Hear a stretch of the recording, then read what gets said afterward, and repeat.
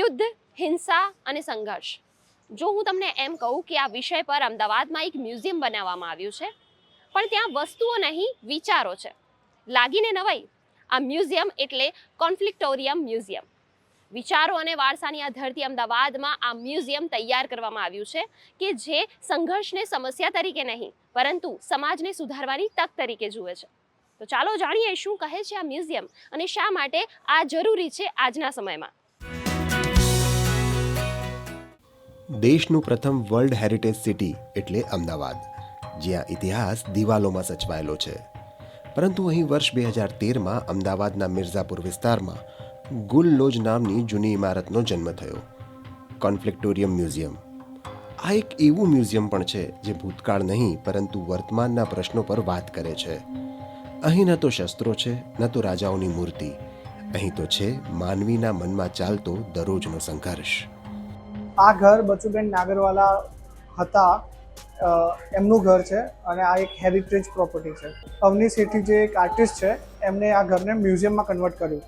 लोगों के अलग अलग ओपिनियन हो सकते हैं, अलग अलग आइडियाज़ हो सकते हैं, बट दैट डजंट मीन कि लोग एक दूसरे के एनिमीज़ हैं. We are humans and conflict resolve करके हम सब एक साथ रह सकते हैं. ये सबसे बड़ा एक ब्यूटीफुल मैसेज રહ્યો है. અહીંયા રેટ અને સાઉન્ડ શો બહુ સરસ હતો અને બધું ઇન્ફોર્મેટિવ છે. બધા સ્ટુડન્ટ્સે અને પેરેન્ટ્સે કિડ્સ સાથે આવવું જોઈએ. સ્પેસિફિકલી થોડું એ લોકોનું દ્રષ્ટિકોણ ચેન્જ થાય આર્ટ અને જે ફોટોગ્રાફિક્સ છે એના પ્રત્યે. અહીંયા હ્યુમન ઇમોશન્સ વિશે બી બહુ જ ઇન્ફોર્મેટિવ છે કે અલગ અલગ રીતે કઈ રીતે જોઈ શકાય અને અલગ અલગ રીતે એમનું કઈ રીતે ઇન્ટરપ્રેટ કરી શકાય એનું બહુ ઇન્ફોર્મેટિવ અહીંયા આપેલું છે બધું.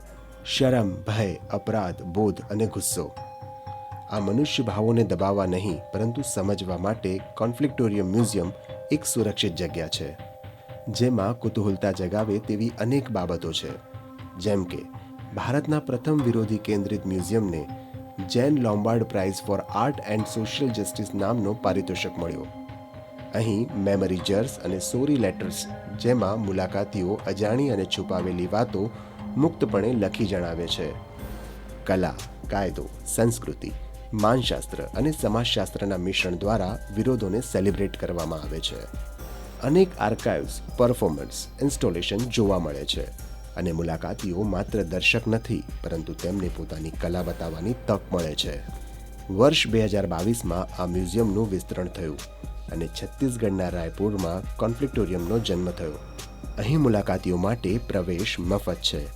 કોન્ફ્લિક્ટોરિયમ મ્યુઝિયમની જે પહેલી ગેલેરી છે, બરાબર, કોન્ફ્લિક્ટ ટાઈમલાઇન, સમયનો સંઘર્ષ, બરાબર છે, તો 1960થી લઈને 2013 સુધીની જે પણ ગુજરાતની અંદર મોટી ઘટના બની હતી, બરાબર, જે આજના ટાઈમમાં પણ આપણને ક્યાંક ને ક્યાંક સાંભળવા મળે છે, એનો ઉલ્લેખ કરવામાં આવે છે. બહુ નાની નાની સમરીઓ છે જે ન્યૂઝપેપરના કટિંગ્સમાંથી લીધેલી છે.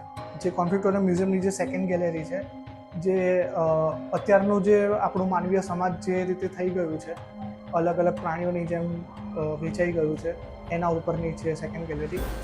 થર્ડ ગેલેરી જે બ્રિટિશરને ગયા પછી જેમના ઉપર જવાબદારી આવી ભારત નિર્માણ કરવાની, બરાબર છે, તો એ સમયની અંદર શું ચર્ચાઓ ચાલી ગોળમેજી પરિષદની અંદર, કોની સાથે કોના મનભેદ નહીં પણ મતભેદ હતા, તો એના વિશે બતાવવામાં આવ્યું છે. એમની સ્પીચ છે લોકો એમના છે લીડરોની.